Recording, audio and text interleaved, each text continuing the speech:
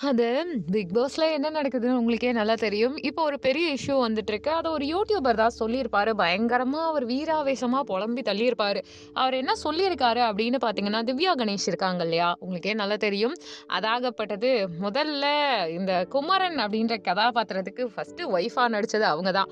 அப்புறமா நெறைய பேர் மாறிட்டே இருந்தாங்க, மாத்திக்கிட்டே இருந்தாங்க, மறந்துட்டே இருந்தாங்க. கதை, கதாபாத்திரம் வேற வேற கோணத்துல சேஞ்ச் ஆயிட்டே இருந்துச்சு. ஸோ, இப்ப என்ன விஷயம் நான் சுத்தி வளைச்சு பேச விரும்புறேன் அப்படின்ட்டா, இப்போ பாரு, கம்ரு இஷ்யூ தெரியும். அவங்க காதலிக்கிறாங்க. கல்யாணம் பண்ணிக்க போறதா வந்து பயங்கரமா கொட்டுல விட்டுட்டு இருக்காங்க. அது நடக்குது, நடக்கல. அத பார்த்தா காதல் மாதிரியும் தெரியல. இவங்கள பார்த்தா காதலர்கள் மாதிரியும் புரியல. ஏதோ ஒண்ணு போயிட்டு இருக்கு. பட் எந்த இடத்துலயும் ஒருத்தருக்கு ஒருத்தர விட்டு குடுக்காம இருக்காங்கன்னு வேணா நம்ம ஸ்ட்ராங்கா சொல்லலாம்.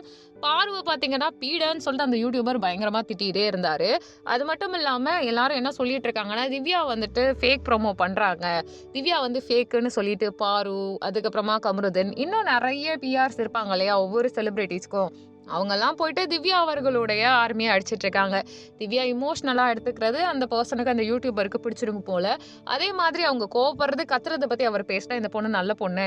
பசங்க யாரா இருந்தாலுமே வந்துட்டு அதுக்கு மரியாதையா நடந்துக்குது. பொண்ணுங்களுக்குமே சப்போர்ட் பண்ணுதுன்ற மாதிரி அவர் பேசியிருந்தாரு. இது அவருடைய ஒப்பீனியன். ஒவ்வொருத்தருக்கும் தனித்தனி ஒப்பீனியன் கூட இருக்கலாம். ஆக மொத்தம் என்ன சொல்ல வராங்கன்னா, அதாவது திவ்யா அவர்கள் பிஹேவியர்ஸா இருக்கட்டும், அவங்க பண்ண வந்த விஷயங்கள் எல்லாமுமே வித்தியாசமானதா இருக்கு. அதுவே பாரு அவர்கள், கமருதீன் அவர்கள் பண்றது தவறா போயிட்டுருக்கு. அது முகம் சுளிக்கிற மாதிரி இருக்கு. இவங்க வந்து ஸ்ட்ராங்கா இருக்காங்க. ஒரு பையன் மதிக்கலன்னா அவங்க தப்பானவங்களா? அவங்க கோவத்த ட்ரிக்கர் பண்ற மாதிரி தானே இவரும் பண்ணிட்டு இருக்காருன்ற மாதிரியான ஒரு கேள்வியும் வந்துட்டுருக்கு. ஸோ, பாரு அவர்களுடைய அந்த பிஆர் டீம் எல்லாம் சேர்ந்து திவ்யாவ வந்து பயங்கரமா அவங்க சம்மந்தப்பட்ட விஷயங்கள ஃபேக் ப்ரமோஷன்னு சொல்றது ஒரு மாதிரி போயிட்டுருக்கு. அதே மாதிரி எல்லாருக்கும் திவ்யாவ பிடிக்காது. எல்லாருக்கும் பார்வையும் பிடிக்காது. ஸோ, அவங்களுக்குள்ள அடிச்சுக்கிறனால அந்த யூடியூபர் புலம்பி தள்ளியிருப்பாரு. முக்கியமான விஷயம் திவ்யாவுக்கு சப்போர்ட் பண்ணணும்னு கேட்டிருப்பாரு. அவங்களுக்கு தான் வோட்டிங்ஸ் அதிகமா இருக்கணும்னு சொல்லியிருப்பாரு. ஆக மொத்தம் இது எல்லாமே அஃபிஷியலா இன்னும் வரல. இன்னைக்கு என்னன்றது தெரிஞ்சிரும். அதே மாதிரி பார்வை யாரும் தூக்க மாட்டாங்க. அவங்க அங்க தான் இருக்க போறாங்க. கமருதீனும் அப்படிதான். வேறு சிலர் வேணா வெளியில போலாம். சுபிக்ஷா வெளியில போறதுக்கு வாய்ப்பு இருக்கு.